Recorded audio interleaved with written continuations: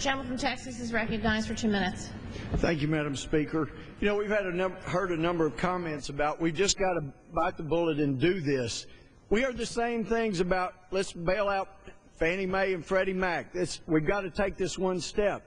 And then we heard from the former chairman of the FDIC, guys, you don't realize if you do this, you are going to start the dominoes falling. People have talked about this precipice.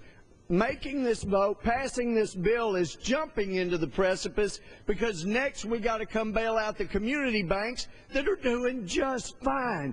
If we would allow the banks to value these mortgage-based securities at the very value Paulson wants to take taxpayer money and buy them, they'd be okay. Washington Mutual wouldn't have failed. We hear about, you know, we did the right thing with Chrysler, New York. Those were loans. This is putting the government in the position of buying all these things. And as the FDIC former chair said, when the federal government buys them, they immediately become worth less. That's the way it is. That's the way it will be. And nobody seems to ask, who is it that's going to manage these assets? I've been asking. And finally, the answer I got was, well, of course, we're going to have to outsource that. You're going to outsource it to the very people that caused the problem. We're going to give them billions for assets they've mismanaged, and then we're going to hire them to manage those assets. Please, please don't betray this nation's great history.